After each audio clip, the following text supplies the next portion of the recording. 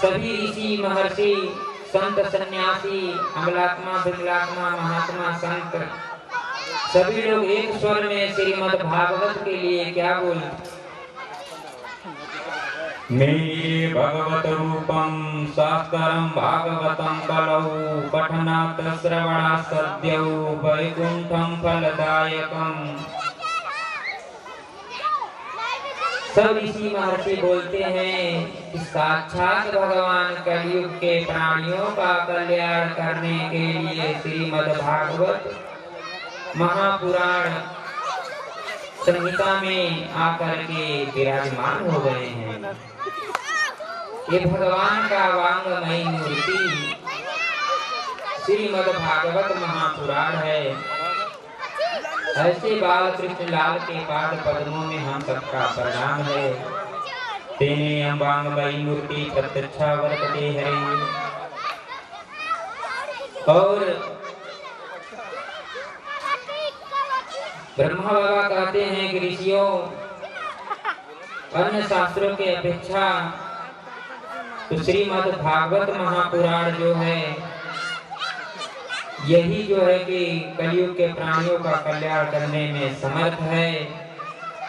इसलिए शौनक आदि ऋषि कहते हैं सूत जी से कि हे महाराज, जब ये कथा इतना बेजोड़ है, इतना जानदार है और इतना सुंदर है, इतना दिव्य है, इतना मधुर है, इतना सरस है, तो प्रभु मैं ये जानना चाहता हूँ कि ये साप्ताहिक भागवत कथा सर्वप्रथम किसने सुना, कहाँ सुना और क्यों सुना? तब जाकर के श्री सूत स्वामी जी कहते हैं एकदा हि विशालायां चत्वार ऋषयो मलाः सत्संगार्थं समायाता दद्रिषु तत्र नारदम्। एक बार की बात है, बद्री विशालापुरी में 4 ऋषि विचरण कर रहे थे। सत्संग की इच्छा से सनत सनंदन सनातन सनत कुमार सत्संग की इच्छा से विचरण कर रहे थे। उन्होंने क्या देखा और ये श्री शौनक जी कैसे हैं? तो बताए कि कथई मात्रेक जीविनः, भगवान का सिर्फ कथा सुनना, कथा करना, यही इनका जीवन है। और इनके मुख में हमेशा एक मंत्र चलता रहता है। वो मंत्र है हरि शरणम हरि शरणम हरि शरणम केवलम मोक्षम आशा वचनम नित्यम हरि शरणम हरि शरणम केवलम। तो इस प्रकार से विचरण कर ही रहे थे सत्संग की इच्छा से कि नारद जी को उन्होंने देखा। जब नारद जी को उन्होंने देखा तो शौनक आदि ऋषि कहते हैं कि महाराज आप यहाँ कहाँ घूम रहे हैं? और उसके बाद जब इन्होंने बोले शौनक आदि ऋषि सूत जी महाराज से कि महाराज नारद जी 2 घड़ी से जाके कहीं टिकते नहीं, कहीं ठहरते नहीं, तो 7 दिन तक बैठ के श्रीमद् भागवत महापुराण कथा कैसे श्रवण किया, क्यों श्रवण किया, मुझे सुनाइए, मुझे बताइए। तब कह रहे हैं कि कथम ब्रह्मानंदीन मुखः कुतः चिन्तातुरो भवान् त्वरितं गम्यते कुत्र कुतश्च आगमन्तव्यः। चारों ऋषियों ने एक बात कही कि हे ब्रह्मा जी के पुत्र नारद जी, आपका मुख क्यों मुरझाया हुआ है? आपको किस बात की चिंता है? कहाँ से आ रहे हैं और कहाँ जा रहे हैं?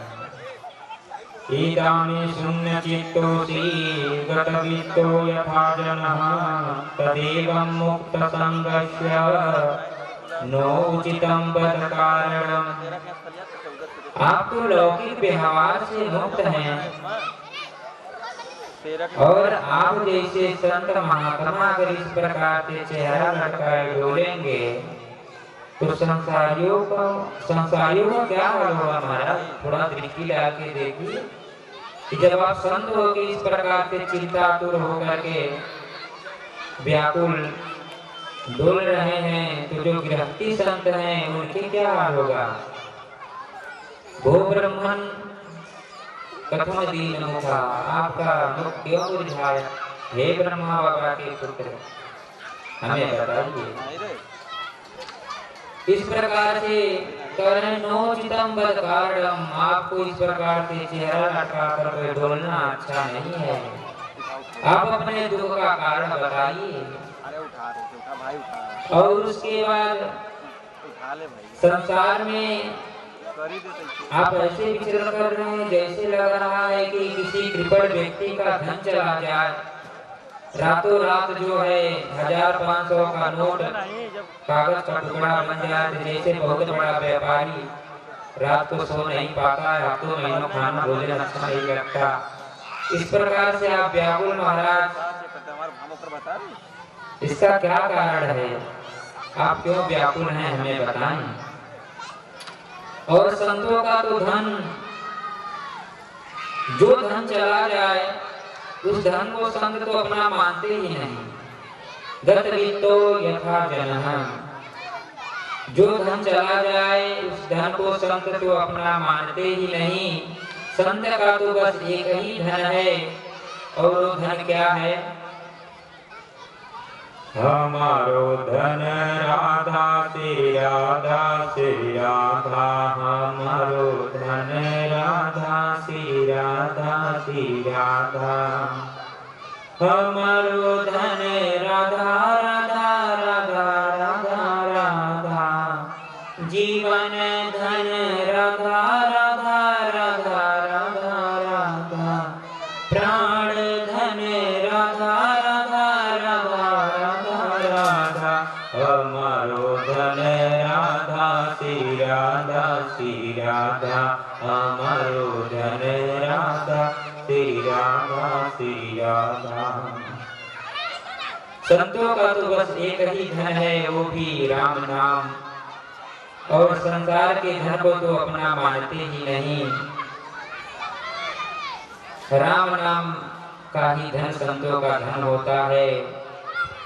इस प्रकार से जब सनकादियों ने नारद जी से आग्रह किया जानने के लिए, तब जो है नारद जी महाराज सौनक आदि ऋषियों के चरणों में प्रणाम करते हुए अपने अग्रजों को प्रणाम करने के बाद अपने दुख का कारण बता रहे हैं कि हे प्रभु, हम इस संसार में घूमने की इच्छा से आया, और घूमने के लिए मैं आया तो ऐसा कोई भी तीर्थ नहीं बचा कि जिस तीर्थ में मैं घूमने न गया। हर तीर्थ में मैं घूमने गया। पुष्करम च प्रयागम च काशीं गोदावरीं तथा हरिक्षेत्रं कुरुक्षेत्रं श्रीरंगं सेतुबन्धनम् एवमादेषु तीर्थेषु ब्राह्मणस्ततः। मैंने इस संसार में जो भी तीर्थ था, हरिद्वार, पुष्कर, प्रयाग, काशी, जितने भी तीर्थ थे मैं सब में घूमा। पर महाराज मैं क्या देखा? मंदासु मंदमतयो मंदई भाग्य उपद्रुता पाखंड निरता संतो विरक्ता परिग्रहा। महाराज ये जो संसारी जीव है बड़ा मंद हो गया है, शरीर बुद्धि से भी मंद है और शरीर भी मंद होते जा रहा है। और जब बुद्धि मंद हो गई, शरीर भी मंद हो गया, तो भाग्य भी मंद हो रहा है। और संत जो है पाखंड परायण होते जा रहे हैं। पाखंड निरता संत पाप से खंड इति पाखंड, जो पाप का ही एक खंड है उसी को पाखंड कहते हैं। और महाराज जब मैं घूमते घूमते संतों के यहाँ पूछा कि ये बंगला किसका है, संतों के यहाँ गया तो पूछा बंगला किसका है, तो बोले कि त्यागी जी महाराज का बंगला है। फिर कुछ आगे गए घूमते घूमते तो पूछे महाराज ये बच्चे की रोने की आवाज कहाँ से आ रही है, तो बोले ब्रह्मचारी बाबा के आश्रम से। फिर उसके बाद नारद जी ये सब बातें बड़ा अटपटा लग रहा था कि त्यागी जी के महाराज के यहाँ गाड़ी घोड़ा महल अटारी और जो ब्रह्मचारी बाबा के आश्रम में बच्चे के रोने का आवाज। कुछ आगे बढ़े तो बढ़ते बढ़ते जब थोड़ा और दूर गए तो क्या देख रहे हैं कि बच्चों का बहुत शोरगुल, बहुत शोर हो रहा है, बड़ा आवाज आ रहा है। तो पूछे महाराज ये किसका आश्रम है, बड़ा शोरगुल हो रहा है, तो बोले महाराज ये मौनी बाबा का आश्रम है। सारी परिभाषाएं ही बदल गई। ये सब देख देख करके नारद जी के मन में बड़ा ही कौतूहल होने लगा, बड़ा ही कौतुक होने लगा। तब जो है श्री नारद जी महाराज बोले छोड़ो संतों को, थोड़ा गृहस्थों के यहाँ देखा जाए क्या चल रहा है। तो गृहस्थों के यहाँ गए तो क्या देखते हैं, तरुणी प्रभुतागे श्यालको बुद्धिदायक कन्या विक्रयो लोभा दंपतीनां च कल्पनम्। कलयुग में संत जो है पाखंड परायण होते जा रहे हैं। तपसी धनवंत दरिद्र गृही कलिकौतुक तात न जात। तरुणी प्रभुता गे श्यालको बुद्धिदायक, घर में स्त्री की चलावा है और कोई भी घर में काम प्रयोजन पड़ता है तो वयोवृद्ध से कोई सलाह नहीं लिया जाता, ससुराल से साला को बुलवाया जाता है। साला जो कह देता है उसी के हाँ में हाँ हो जाता है। पर मैं मानता हूँ कि अगर ससुराल में अगर साला बुद्धिमान है तो उससे बुद्धि लेने में क्या दिक्कत है, बुद्धि ले लेनी चाहिए। पर साला के बुद्धि देने के बाद भी दंपति नाम चक्र का नाम पति पत्नी में प्रायः करके कलह हो रहा है। हर दिन किसी न किसी बात को लेकर के किसी न किसी कारणवश लाठीचार्ज हो रहे हैं, दंपति नाम चक्र का नाम। ये सब देखने के बाद नारद बाबा का दिल दिमाग बिल्कुल ही बदल गया कि ये सब क्या हो रहा है। तो इस प्रकार से कलियुग के दोषों को देखते हुए श्री नारद जी महाराज घूमने के विचरण कर रहे हैं, संसार में तीर्थों में विचरण कर रहे थे। एवं पश्यन् कलेर्दोतान् पर्यटन्नमनिमहम् यमुना तटमापन्नो यत्र नीला हरिरभूत्। नारद जी महाराज इस प्रकार से विचरण करते हुए यमुना पुलिन पर पहुंच गए। सोचे कि चलो कम से कम भगवान के पावन भूमि वृंदावन में जाकर के हो सकता है मेरे चित्त को कुछ शांति मिले। तो मथुरा काशी हरिद्वार हर जगह घूमने के बाद मथुरा गए। मथुरा में भगवान के वृंदावन में यमुना जी के किनारे पावन पुलिन श्री यमुना जी के चरण शरण में गए तो वहाँ क्या देखते हैं, हितस्त आश्चर्यं मया दृष्टं श्रूयतां तनुमुनीश्वरान्। तथा आश्चर्यं मया दृष्टं श्रूयतां तनुमुनीश्वरान्। एका तु तरुणी तत्र निश्चरा खिन्न मानसा।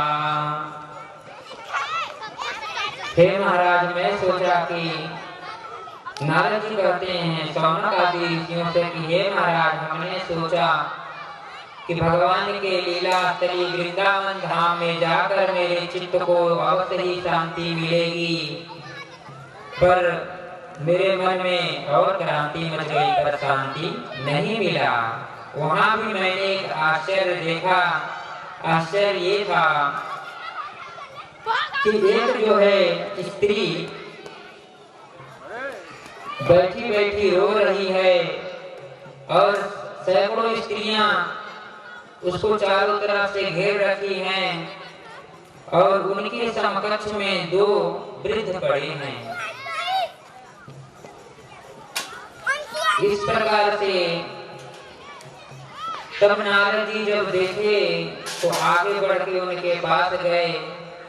फिर सोचे कि ये देवियों का समुदाय है, मैं बाबा बैरागी इन देवियों को झुंड में कहाँ घुसे जा रहा हूँ।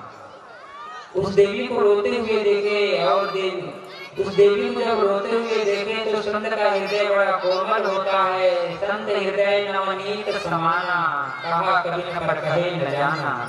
कवियों ने कहा तो पर क्यों कहा और कैसे कहा और कितना कहा, उतना भी नहीं कहा पा जहाँ तक कि संतों का हृदय होता है। फिर भी उन्होंने मक्खन का उपमा दिया है। तो इस प्रकार से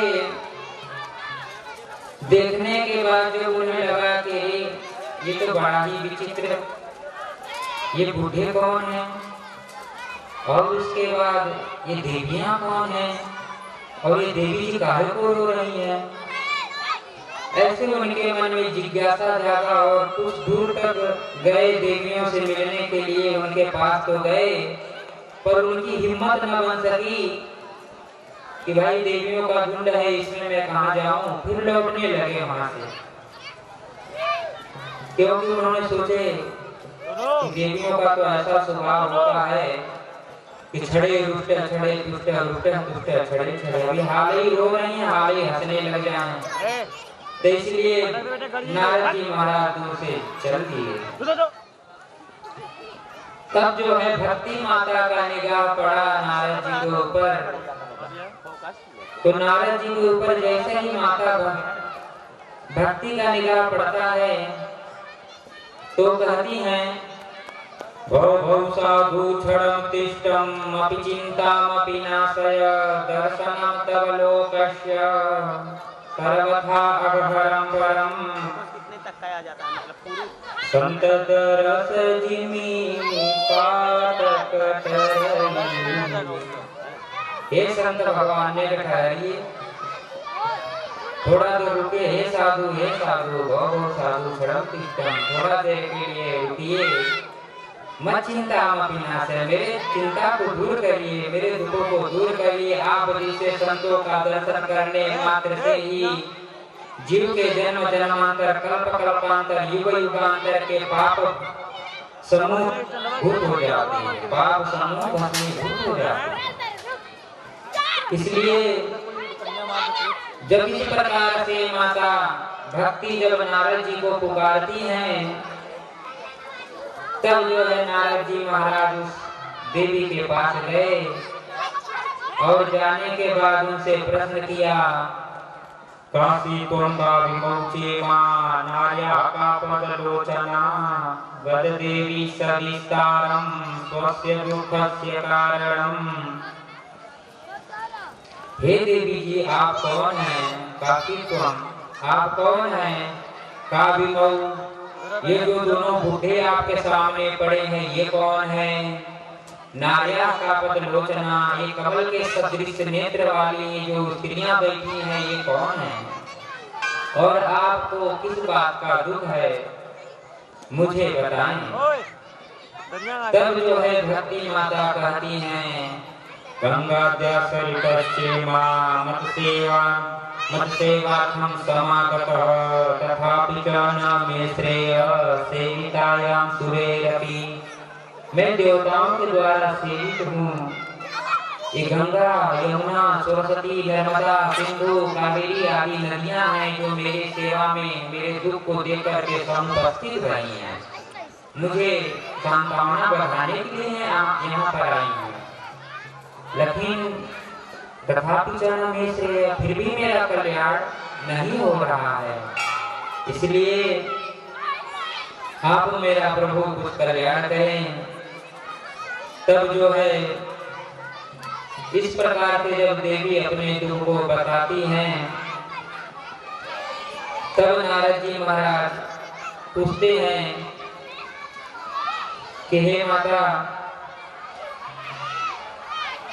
आप जो है ये जो बूढ़े हैं इनका आपने नाम नहीं बताया, ये दोनों बूढ़े कौन हैं? तब जो है कहती हैं कि हम भक्ति दीक्षाता इमो में तनयो मतौ ज्ञान वैराग्य नामानौ काल योगे नजर जरौ। मेरा नाम भक्ति है और ये जो दोनों बूढ़े हैं ये मेरे पुत्र हैं। पर प्रायः करके ये देखता है कि माता वृद्ध होता है और पुत्र लोग युवक रहते हैं, पर यहाँ उल्टा हो गया। माता तो तरुणी है, बिल्कुल नहीं होती है, पर दोनों बालक जो है वृद्ध हो गए हैं। इस प्रकार से माता भक्ति कहती है कि उत्पन्ने द्रविड़ं साहं वृद्धिं कर्णाटके गता क्वचिन् क्वचिन् महाराष्ट्रे गुर्जरे जिगतां गतः। महाराज मेरा जो जन्म है ये जन्म मेरा द्रविड़ देश में है, दक्षिण में मेरा जन्म हुआ। कर्नाटक आदि देशों में मैं पली बढ़ी हूँ। महाराष्ट्र आदि कुछ प्रांतों में मुझे बहुत प्रेम मिला, पर मैं ऐसे घूमते घूमते गुजरात गई। गुजरात जाने के बाद पाखंडियों से मेरे अंग खंडित हो गए, इसलिए मैं वहां से भी भाग करके जैसे ही वृंदावन में आया कि वृंदावन पुनः प्राप्य नवीनेव स्वरूपिणीं। जैसे वृंदावन में आया और वृंदावन में आते ही मैं तो नवयुवती बन गई, पर ये दोनों मेरे पुत्र जो है वृद्ध हो गए, बूढ़े बन गए। इनको उनकी कितनी जरूरी अवस्था हो गई। तो इस प्रकार से माता भक्ति बड़ा ही दुखी हैं और कहती हैं कि हे नारद बाबा, अगर हमारे कल्याण के लिए आप कोई युक्ति मुक्ति नहीं करते, कोई साधन आप नहीं करते हैं, तो इदम स्थानम परित्यज्य विदेशम गमते मया। मैं इस स्थान को छोड़ करके विदेश को चली जाऊंगी। तब नारद जी ने एक ही बार में सारे कार्यों को समझ गए, सब बातों को समझ के कहते हैं कि हे माता, जैसे आप हर युगों में त्रेता, कृतयुग, द्वापर, त्रेता में सानंद से रही, और इस कलिकाल में आप यत्र तत्र न जाइए, आप यहीं रहिए, पर भगवान श्री कृष्ण के चरण कमलों का ध्यान करिए, दुख अपने आप ही भाग जाएगा। श्री कृष्ण चरणाम भोजम स्मरम दुखम गमिष्यति। भगवान श्री बाके बिहारी के, अवध बिहारी के, भोले भंडारी के चरण कमलों का ध्यान करिए, दुख अपने आप ही भाग जाएगा। इसलिए आप कहीं जाइए मत माता। और ये कलयुग जो है अभी तो बहुत कुछ मंगल दिखाई दे रहा है। नवस्प्रेश शेष भार करी धरा, वर्षे वर्षे क्रमज्ञात मंगलना दृश्यते। शेष भार करी धरा, जो पृथ्वी शेष जी के फण पे रखी हुई है, अभी तो भार सह ले रही है, लेकिन आने वाले समय में पाप की इतनी ज्यादा वृद्धि हो जाएगी कि पृथ्वी भी इन पापियों का भार सह नहीं पाएगा। लेकिन वर्षे वर्षे क्रमज्ञात मंगलम नापि दृश्यते। बहुत समय व्यतीत होते होते अभी तो शंख निनाद घड़ी घंटी यत्र तत्र मंदिरों में बजते हैं, सुनाई देते हैं कीर्तन का आवाज, स्वाहा सुधाकार का आवाज। पर जब समय व्यतीत होता जाएगा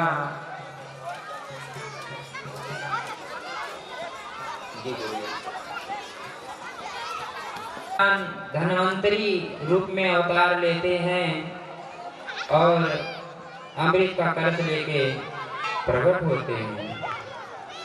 तब तक इतने में क्या हुआ कि देवता लोग अमृत का कलश, देवता लोग के हाथ से अमृत का कलश दैत्य लोग छीनकर भाग जाते हैं। तब भगवान मोहिनी रूप धारण करके उस अमृत की रक्षा करते हैं। इस प्रकार से स्वर्ग सुधा की महिमा गाते हुए श्री सुखदेव जी कहते हैं, पुण्य क्षीरम मृत्य लोकम विसंति। स्वर्ग सुधा ऐसा है, इसे पान करने के बाद एक न एक दिन आपका पुण्य क्षीण होगा। अधिक पुण्य होता है तभी अमृत पान करने को मिलता है। और जिस दिन आपका पुण्य क्षीण हो जाएगा तो पुण्य क्षीणम मृत्य लोकम विसंति, आपका पुण्य क्षीण हो जाएगा तो देवता लोग आपको स्वर्ग से धक्का मारकर जमीन पे पटक देंगे, मृत्यु लोक में फेंक देंगे। पर इधर भगवान का कथा कैसा है? भगवान की जो कथा है कलमशापहम, पापों को नष्ट करने वाला और पापों को नष्ट करके भगवान का परम धाम देने वाला है। जो स्वर्ग सुधा है वो दीर्घ जीवी बनाता है और जो भागवत सुधा है, कथामृत लीला है भगवान का, ये दिव्य जीवी बनाता है। और एक तरफ श्री सुखदेव स्वामी जी कहते हैं कि देवताओं, ये बड़ा ही देव दुर्लभ अमृत है, इसे पान करना है तो तुम लोग भी बैठ जाओ और श्रोता बन करके पान करो। लेन देन तो समान वस्तु की जाती है, इसलिए देवताओं को डांट करके श्री सुखदेव स्वामी जी ने भगा दिया, क्योंकि वो भागवत अपने स्वर्ग लोक लेके जाना चाहते थे। और इस प्रकार से भगवान ने सुखदेव स्वामी जी अमृत पान नहीं कराए। और जब देवता लोग ब्रह्म लोक में गए और ब्रह्मा बाबा से बोले कि हे ब्रह्मा बाबा, हम सभी लोग देवता होकर के भी अमृत कथा से, भगवान की भागवत कथा से वंचित, और मानवों को इसका अधिकार मिला, तो ऐसी क्या विशेषता है श्रीमद् भागवत कथा में? प्रभु कृपा करके हमें बतलाएं। तब ब्रह्मा जी बोले कि हे देवताओं, अभी देखो 7 दिन बाद कथा सुनने के बाद राजा परीक्षित की क्या गति होती है, उसी हिसाब से निर्णय लिया जाएगा। तब 7 दिन बाद जब राजा परीक्षित का श्रीमद् भागवत कथा सुनने से परम धाम का आगमन हुआ, तब पूरा धाता भी विस्मित, ब्रह्मा बाबा की बुद्धि चकरा गई, ब्रह्मा बाबा भी आश्चर्यचकित रह गए। राज्यं मोक्ष तदा वीक्षं पुरा धातापि विस्मितः, सत्यलोके तुलां बन्ध्वा तोलयत् साधनञ्जयः। ब्रह्मा बाबा जी ने अपने यहाँ तराजू मंगा करके अन्य शास्त्र, बोलिए वृंदावन बिहारी लाल की, श्री सुखदेव स्वामी की, श्री परीक्षित जी महाराज की जय। जय श्री राम। तब ब्रह्मा जी ने जा करके तराजू ले आया और अन्य धर्म शास्त्र जितने थे, अन्य धर्मों के जो शास्त्र थे सब एक पलड़े पे रखा और एक पलड़े पर श्रीमद् भागवत महापुराण को रखा और रखने के बाद जब उठा के देखा तो क्या देखते हैं? लघुन्यन्यानि जातानि गौरवेण इदं तदा ऋषिगणा सर्वे विस्मयं परममययुः। सभी देवता लोग आश्चर्यचकित रह गए कि महाराज भागवत शास्त्र के पढ़ने से ये तो गढ़ू हो गया, ये तो ओजन हो गया, बाकी और भी जो अन्य धर्म शास्त्र से सब उठ गए, हल्का पड़ गया। तब जो है कि देवताओं के समकक्ष, देवताओं के बीच में ब्रह्मा बाबा के सन्मुख सभी ऋषि महर्षि संत सन्यासी अमलात्मा विमलात्मा महात्मा संत सभी लोग एक स्वर में श्रीमद् भागवत के लिए क्या बोले? मे भगवत रूपं शास्त्रं भागवतं कलौ पठनात् श्रवणात् सद्यो वैकुंठं फलदायकम्। सब ऋषि महर्षि बोलते हैं कि साक्षात भगवान कलयुग के प्राणियों का कल्याण करने के लिए श्रीमद् भागवत महापुराण संहिता में आकर के विराजमान हो गए हैं। ये भगवान का वांगमयी मूर्ति श्रीमद् भागवत महापुराण है। ऐसे बाल कृष्ण लाल के पाद पद्मों में हम सबका प्रणाम है।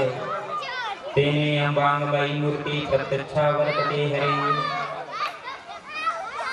और ब्रह्मा बाबा कहते हैं कि ऋषियों, अन्य शास्त्रों के अपेक्षा तो श्रीमद् भागवत महापुराण जो है यही जो है कि कलयुग के प्राणियों का कल्याण करने में समर्थ है। इसलिए शौनक आदि ऋषि कहते हैं सूत जी से कि हे महाराज, जब ये कथा इतना बेजोड़ है, इतना जानदार है और इतना सुंदर है, इतना दिव्य है, इतना मधुर है, इतना सरस है, तो प्रभु मैं ये जानना चाहता हूँ कि ये साप्ताहिक भागवत कथा सर्वप्रथम किसने सुना, कहाँ सुना और क्यों सुना? तब जाकर के श्री सूत स्वामी जी कहते हैं एकदा हि विशालायां चत्वार ऋषयो मला सत्संगार्थं समायाता दद्रिषु तत्र नारदम्। एक बार की बात है, बद्री विशालापुरी में 4 ऋषि विचरण कर रहे थे। सत्संग की इच्छा से सनत सनंदन सनातन सनत कुमार सत्संग की इच्छा से विचरण कर रहे थे। उन्होंने क्या देखा? और ये श्री शौनक जी कैसे हैं? तो बताए कि कथई मात्रेक जीविना, भगवान का सिर्फ कथा सुनना, कथा करना, यही इनका जीवन है। और इनके मुख में हमेशा एक मंत्र चलता रहता है। वो मंत्र है हरि शरणम हरि शरणम हरि शरणम केवलम मोक्षम आशा वचनम नित्यम हरि शरणम हरि शरणम केवलम। तो इस प्रकार से विचरण कर ही रहे थे सत्संग की इच्छा से कि नारद जी को उन्होंने देखा। जब नारद जी को उन्होंने देखा तो शौनक आदि ऋषि कहते हैं कि महाराज आप यहाँ कहाँ घूम रहे हैं?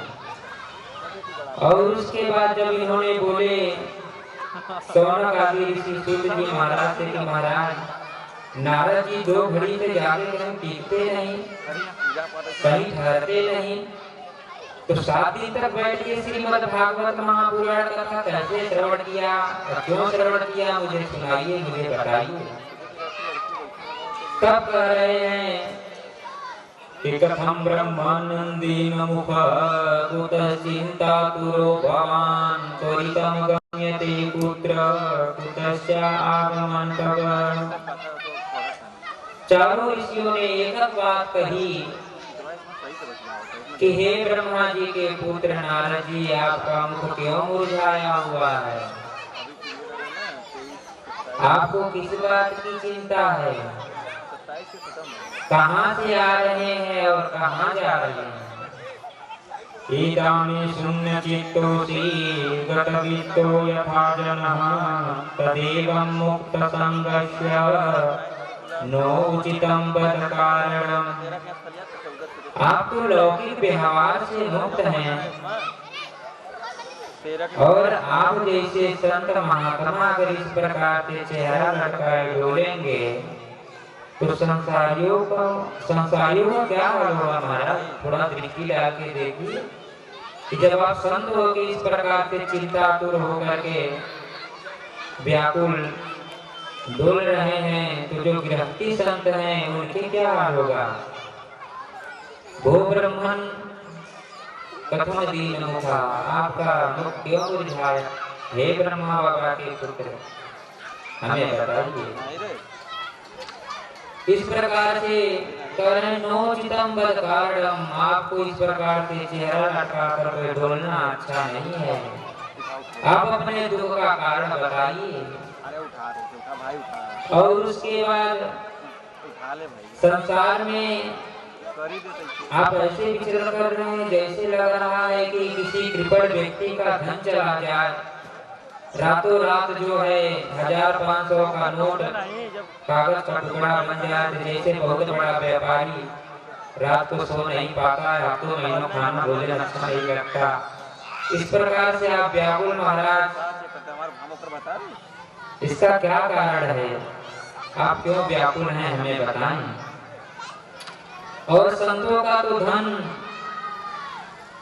जो धन चला जाए उस धन को संत तो अपना मानते ही नहीं।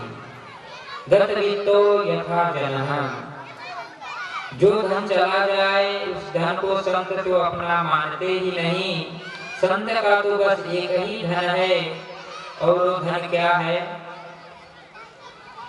हमारो धन राधा से राधा से राधा, हमारो धन राधा से राधा से राधा, हमारो धन राधा राधा राधा राधा राधा, जीवन धन राधा राधा राधा राधा राधा, प्राण धन राधा राधा राधा राधा राधा, हमारो धन राधा से राधा से राधा, हमारो धन राधा से राधा से राधा। संतों का तो बस एक ही धन है, वो भी राम नाम, और संसार के धन को तो अपना मानते ही नहीं। राम नाम का ही धन संतों का धन होता है। इस प्रकार से जब सनकादियों ने नारद जी से आग्रह किया जानने के लिए, तब जो है नारद जी महाराज सौनक आदि ऋषियों के चरणों में प्रणाम करते हुए अपने अग्रजों को प्रणाम करने के बाद अपने दुख का कारण बता रहे हैं कि हे प्रभु, हम इस संसार में घूमने की इच्छा से आया, और घूमने के लिए मैं आया तो ऐसा कोई भी तीर्थ नहीं बचा कि जिस तीर्थ में मैं घूमने न गया। हर तीर्थ में मैं घूमने गया। पुष्करम च प्रयागम च काशीम गोदावरीम तथा हरिक्षेत्रम कुरुक्षेत्रम श्रीरंगम सेतु बंधनम एवमादेषु तीर्थेषु ब्राह्मणस्ततः।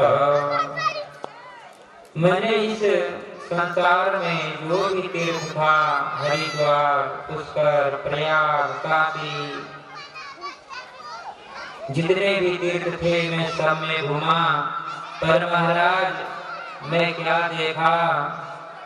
मंदासु मंदमतयो मंदै भाग्य उपद्रुता पाखंड निरता संतो विरक्ता स परिग्रहा।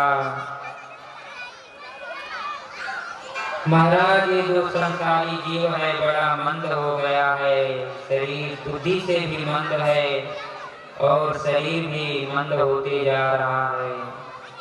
और जब बुद्धि मंद हो गई, शरीर भी मंद हो गया, तो भाग्य भी मंद हो रहा है। और संत जो है पाखंड परायण होते जा रहे हैं। पाखंड निरता संत पापस्य खंड इति पाखंड, जो पाप का ही एक खंड है उसी को पाखंड कहते हैं। और महाराज जब मैं घूमते घूमते संतों के यहाँ पूछा कि ये बंगला किसका है, संतों के यहाँ गया तो पूछा बंगला किसका है, तो बोले कि त्यागी जी महाराज का बंगला है। फिर कुछ आगे गए घूमते घूमते तो पूछे महाराज ये बच्चे की रोने की आवाज कहाँ से आ रही है, तो बोले ब्रह्मचारी बाबा के आश्रम से। फिर उसके बाद नारद जी ये सब बातें बड़ा अटपटा लग रहा था। त्यागी जी के महाराज के यहाँ गाड़ी घोड़ा महल अटारी, और जो ब्रह्मचारी बाबा के आश्रम में बच्चे के रोने का आवाज। कुछ आगे बढ़े तो बढ़ते बढ़ते जब थोड़ा और दूर गए तो क्या देख रहे हैं कि बच्चों का बहुत शोरगुल, बहुत शोर हो रहा है, बड़ा आवाज आ रहा है। तो पूछे महाराज ये किसका आश्रम है, बड़ा शोरगुल हो रहा है। तो बोले महाराज ये मौनी बाबा का आश्रम है।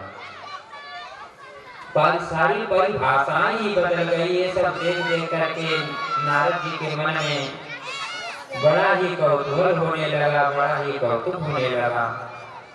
तब जो है श्री नारद जी महाराज बोले छोड़ो संतों को, थोड़ा गृहस्थों के यहाँ देखा जाए क्या चल रहा है। तो गृहस्थों के यहाँ गए तो क्या देखते हैं, तरुणी प्रभुतागे श्यालको बुद्धिदायक कन्या विक्रयो लोभा दंपतीनां च कल्पनम्। कलयुग में संत जो है पाखंड परायण होते जा रहे हैं। तपसी धनवंत दरिद्र गृही कलिकौतुक तात न जात। तरुणी प्रभुता गे श्यालको बुद्धिदायक, घर में स्त्री की चलावा है और कोई भी घर में काम प्रयोजन पड़ता है तो वयोवृद्ध से कोई सलाह नहीं लिया जाता, ससुराल से साला को बुलवाया जाता है। साला जो कह देता है उसी के हाँ में हाँ हो जाता है। पर मैं मानता हूँ कि अगर ससुराल में अगर साला बुद्धिमान है तो उससे बुद्धि लेने में क्या दिक्कत है, बुद्धि ले लेनी चाहिए। पर साला के बुद्धि देने के बाद भी दंपति नाम च कल्पनम, पति पत्नी में प्रायः करके कलह हो रहा है। हर दिन किसी न किसी बात को लेकर के किसी न किसी कारणवश लाठीचार्ज हो रहे हैं। दंपति नाम च कल्पनम। ये सब देखने के बाद नारद बाबा का दिल दिमाग बिल्कुल ही बदल गया कि ये सब क्या हो रहा है। तो इस प्रकार से कलयुग के दोषों को देखते हुए श्री नारद जी महाराज भूमि पे विचरण कर रहे हैं, संसार में तीर्थों में विचरण कर रहे थे।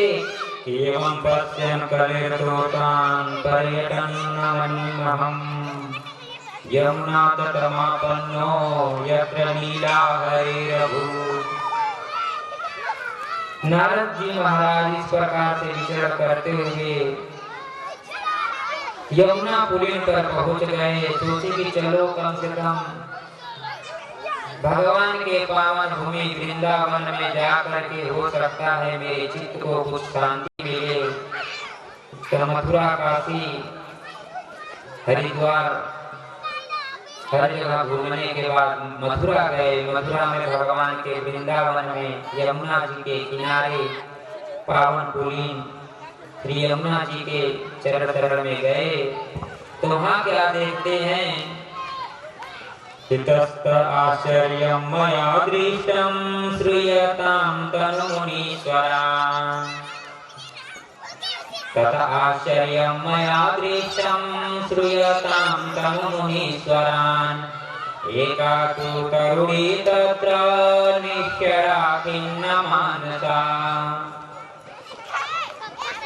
हे महाराज, मैं सोचा कि नारद जी कहते हैं शौनक आदि ऋषियों से कि हे महाराज, हमने सोचा कि भगवान के लीला स्थली वृंदावन धाम में जाकर मेरे चित्त को अवश्य ही शांति मिलेगी, पर मेरे मन में और क्रांति मच गई पर शांति नहीं मिला। वहाँ भी मैंने एक आश्चर्य देखा। आश्चर्य ये था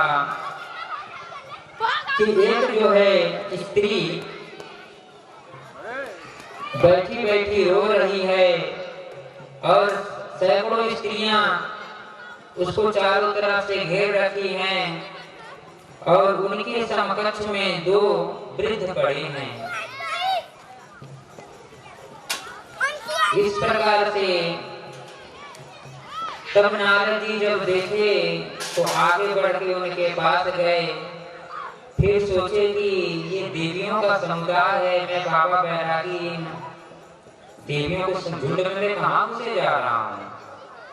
उस देवी को रोते हुए देखे और उस देवी को जब रोते हुए देखे तो संत का हृदय बड़ा कोमल होता है। संत हृदय नवनीत समाना, कहा कभी न पर कहे न जाना।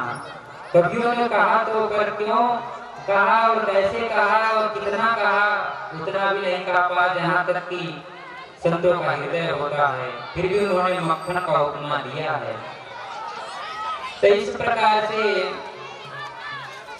देखने के बाद जो उन्हें लगा कि ये तो बड़ा ही विचित्र, ये बूढ़े कौन है और उसके बाद ये देवियां कौन है और ये देवी जी काहे को रो रही है। ऐसे उनके मन में जिज्ञासा जागा और कुछ दूर तक गए। देवियों से मिलने के लिए उनके पास तो गए पर उनकी हिम्मत न बन सकी कि भाई देवियों का झुंड है, इसमें मैं कहाँ जाऊं। फिर लौटने लगे वहां से, क्योंकि उन्होंने सोचे कि देवियों का तो ऐसा स्वभाव होता है कि छड़े रुष्ट छड़े तुष्ट रुष्ट तुष्ट छड़े छड़े। अभी हाल ही रो रही हैं, हाल ही हंसने लग जाए। तो इसलिए नारद जी महाराज दूर से चल दिए। तब जो है भक्ति माता का निगाह पड़ा नारद जी के ऊपर। तो नारद जी के ऊपर जैसे ही माता भक्ति का निगाह पड़ता है तो कहती हैं भव भव साधु क्षणं तिष्ठम् अपि चिन्तामपि नाशय दर्शनं तव लोकस्य सर्वथा अघहरं परम्। कितने तक का आ जाता है मतलब पूरी? संतत रस जिमि पातक ठहरी। हे संत भगवान ने ठहरिए, थोड़ा देर रुके। हे साधु भव साधु क्षणं तिष्ठम्, थोड़ा देर के लिए रुकिए। मत चिंता नाशय, मेरे चिंता को दूर करिए, मेरे दुखों को दूर करिए। आप जिसे संतों का दर्शन करने मात्र से ही जीव के जन्म जन्मांतर कल्प कल्पांतर युग युगांतर के पाप समूह भूत हो जाते हैं, पाप समूह भस्मीभूत हो जाते हैं। इसलिए जब इस प्रकार से माता भक्ति जब नारद जी को पुकारती हैं तब जो है नारद जी महाराज उस देवी के पास गए और जाने के बाद उनसे प्रश्न किया, काशी तुंगा विमोचे मां नार्या का पदलोचना वद देवी सविस्तारम स्वस्य दुःखस्य कारणम। हे देवी जी आप कौन हैं? काशी तुम आप कौन हैं? का विमऊ ये जो दोनों बूढ़े आपके सामने पड़े हैं ये कौन हैं? नार्या का पदलोचना ये कमल के सदृश नेत्र वाली जो स्त्रियां बैठी हैं ये कौन है? और आपको किस बात का दुख है मुझे बताएं। तब जो है भक्ति माता कहती हैं, गंगा जसरितश्चेमा मत सेवार्थं समागतः तथापि च न मे श्रेय सेवितायां सुरेरपि।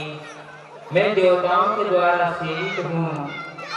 ये गंगा यमुना सरस्वती नर्मदा सिंधु कावेरी आदि नदियां हैं जो मेरे सेवा में मेरे दुख को देख करके समुपस्थित रही हैं। मुझे सांत्वना बढ़ाने के लिए आप यहाँ पर आई हैं। लेकिन तथापि चरण में से फिर भी मेरा कल्याण नहीं हो रहा है, इसलिए आप मेरा प्रभु कुछ कल्याण करें। तब जो है इस प्रकार से जब देवी अपने दुख को बताती हैं तब नारद जी महाराज पूछते हैं कि हे माता आप जो है ये जो बूढ़े हैं इनका आपने नाम नहीं बताया, ये दोनों बूढ़े कौन हैं? तब जो है कहती हैं कि हम भक्ति दीक्षाता इमो में तनयो मतौ ज्ञान वैराग्य नामानौ काल योगे नजर जरौ। मेरा नाम भक्ति है और ये जो दोनों बूढ़े हैं ये मेरे पुत्र हैं।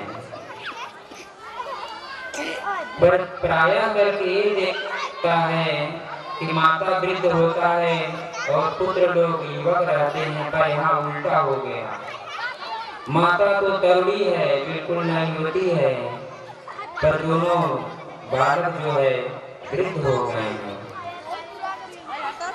इस प्रकार से माता भक्ति करती हैं कि उत्पन्ने द्रविड़ं साहं वृद्धिं कर्णाटके गता क्वचिन् महाराष्ट्रे गुर्जरे जिगतां गतः। महाराज मेरा जो जन्म है ये जन्म मेरा द्रविड़ देश में है, दक्षिण में मेरा जन्म हुआ। कर्नाटक आदि देशों में मैं पली बढ़ी हूँ। महाराष्ट्र आदि कुछ प्रांतों में मुझे बहुत प्रेम मिला, पर मैं ऐसे घूमते घूमते गुजरात गई। गुजरात जाने के बाद पाखंडियों से मेरे अंग खंडित हो गए, इसलिए मैं वहां से भी भाग करके जैसे ही वृंदावन में आया कि वृंदावन पुनः प्राप्य नवीने वसुरूपिणीं। जब वृंदावन में आया और वृंदावन में आते ही मैं तो नवयुवती बन गई, पर ये दोनों मेरे पुत्र जो है वृद्ध हो गए, बूढ़े बन गए। इनको इनकी कितनी जरूरी अवस्था हो गई। तो इस प्रकार से माता भक्ति बड़ा ही दुखी हैं और कहती हैं कि हे नारद बाबा, अगर हमारे कल्याण के लिए आप कोई युक्ति मुक्ति नहीं करते, कोई साधन आप नहीं करते हैं, तो इदम स्थानम परित्यज्य विदेशं गमते मया। मैं इस स्थान को छोड़ करके विदेश को चली जाऊंगी। तब नारद जी ने एक ही बार में सारे कार्यों को समझ गए, सब बातों को समझ के कहते हैं कि हे माता, जैसे आप हर युगों में त्रेता कृतयुग द्वापर त्रेता में सानंद से रही, इस कलिकाल में आप यत्र तत्र न जाइए, आप यहीं रहिए, पर भगवान श्री कृष्ण के चरण कमलों का ध्यान करिए, दुख अपने आप ही भाग जाएगा। श्री कृष्ण चरणाम भोजम स्मरम दुखम गमिष्यति। भगवान श्री बाके बिहारी के, अवध बिहारी के, भोले भंडारी के चरण कमलों का ध्यान करिए, दुख अपने आप ही भाग जाएगा। इसलिए आप कहीं जाइए मत माता। और ये कलयुग जो है अभी तो बहुत कुछ मंगल दिखाई दे रहा है। नवस्प्रेश शेष भार करी धरा, वर्षे वर्षे क्रमज्ञात मंगलना दृश्यते। शेष भार करी धरा, जो पृथ्वी शेष जी के फण पे रखी हुई है अभी तो भार सह ले रही है, लेकिन आने वाले समय में पाप की इतनी ज्यादा वृद्धि हो जाएगी कि पृथ्वी भी इन पापियों का भार सह नहीं पाएगा। लेकिन वर्षे वर्षे क्रमज्ञाता मंगलम नापि दृश्यते। बहुत समय व्यतीत होते होते अभी तो शंख निनाद घड़ी घंटी यत्र तत्र मंदिरों में बजते हैं, सुनाई देते हैं, कीर्तन का आवाज, स्वाहा सुधाकार का आवाज। पर जब समय व्यतीत होता जाएगा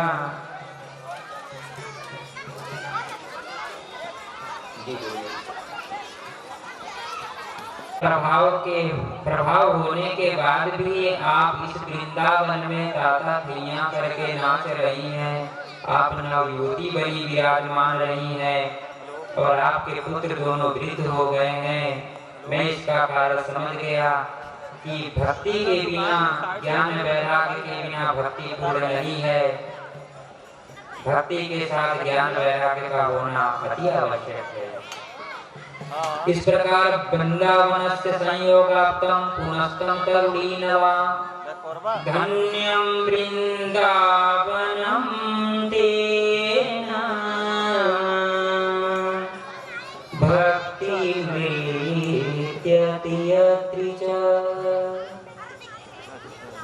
वृंदावन के सहयोग से आप इस धरा धाम पर इस कलिकाल में ताता थैया करके नाच रही हैं। ये तो भगवान बाके बिहारी की लीला स्थली का प्रभाव है, जहाँ गली गली में राधे राधे होता है। तो इसलिए हे माता जी, अरविंद नाम है, लोता में है, चला जाएगा, ले लो। आप दुखी मत होइए, भगवान श्री कृष्ण के चरण कमलों का ध्यान करिए, दुख बहुत दूर भाग जाएगा। इस प्रकार से जब माता भक्ति देवी पूछती हैं कि जब कलयुग इतना ही दुष्ट था तो राजा परीक्षित ने इसे अपने शरण में क्यों आने दिया।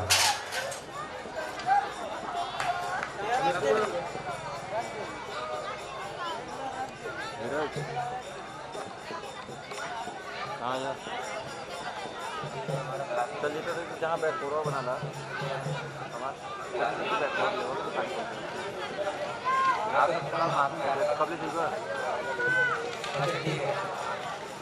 लेवा चल रहा चल तो वाला का लेकिन वो इसमें जो हुआ हरे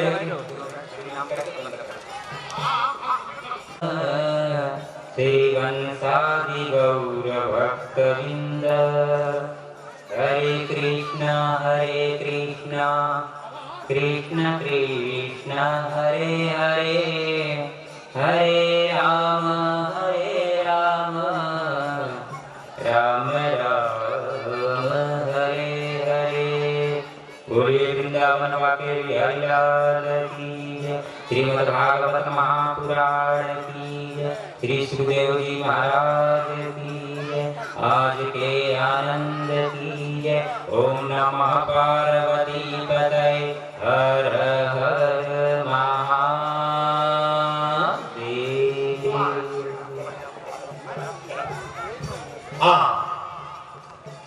हमारे जो है रामदास जी की तरफ से बढ़िया भागवत का प्रसंग आनंद रामदास जय जय। हमारे माननीय सोमदास आंतरिक वक्ता है। अरे भाई लाओ मालिक आंतरिक वक्ता है, इनको जितना समय मिलेगा ये बोलेंगे। दिखाई नहीं दे रहा, सरकार तरफ कोई दिखाई नहीं दे रहा है। अब देखिए कि आदमी घर से आ रहे हैं, हम जो होते